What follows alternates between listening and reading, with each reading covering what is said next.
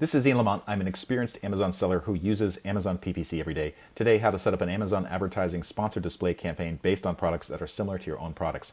Information on how to contact me is in the description and bio. Let's get started. So you can see that I have a history of creating sponsored display campaigns. I'm going to create a new one by pressing the Create Campaign button in the Amazon advertising console. And then I'm going to select Sponsored Display.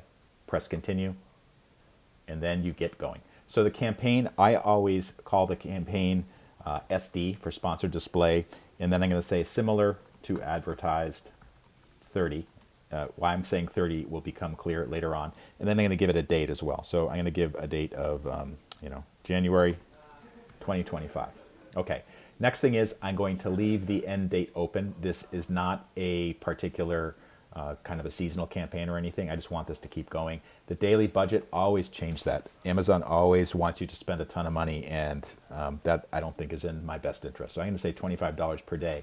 Be aware that $25 per day over the course of a month, that's going to be about $750. So just know how much money you're spending here. That's the maximum of the daily budget. Sometimes I don't spend the whole budget, but oftentimes, especially with this type of campaign, sponsored display, you will spend the entire budget, whether or not it's actually earning you money. So creating ad group, you have to do this. So I'm just going to call this similar to advertised 30. I'll explain what that means in a second, and then I'm going to give it another date, January 2025. Okay, and then this is the optimization strategy.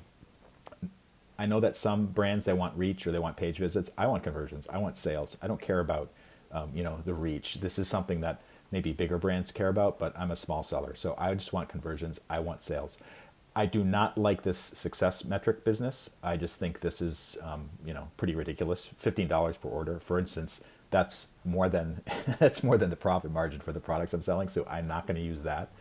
And then the ad format, image or video, I'm going to say keep the image. That's just going to be the image that you already have for the product in question. And then you have to select some products to advertise. So you can see that I have lots of products here. So what I'm going to do is I'm going to go for the ones that actually have the biggest chance of converting. So these are my most popular products. So this is one of them. Let's see what else is here. This is another one. It's a new product, actually, a newer product. And I'm looking for one in particular, but I don't see it. Oh, here it is right here. Okay. So that's 3 products. I think these are going to do pretty well. And then I am going to do the targeting. So this is where kind of the rubber hits the road. So basically, Amazon will actually select a bunch of different things for you already pre-set up in terms of the bid and everything else. So you have to pay attention here. So I want similar to advertised products, look back 30 days.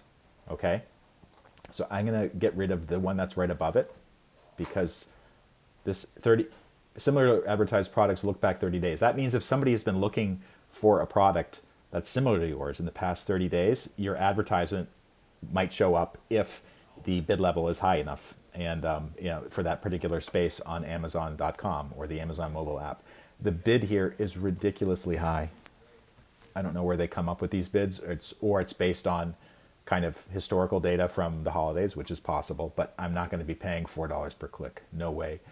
Views remarketing, I'm not going to be. So this is advertised products. So these are things that I'm already selling. So maybe if somebody has looked at something of mine in the past, and then Amazon will show them the ad again. So I don't want to do that again. And similar to advertised products and related to advertised products. So related might be a better way to think about this is complementary to the product that you're selling. So like if you sell paper, maybe it might be something like pens. I'm not going to do that as well. And then again, advertised products for people that have actually purchased it, I'm not going to do that either. So I'm just looking for this views, remarketing, 30-day look back. Let's see if I want to increase that. Maybe I'm going to increase that because the product that I sell, actually people use them over a long period of time. So I'm going to call that 60.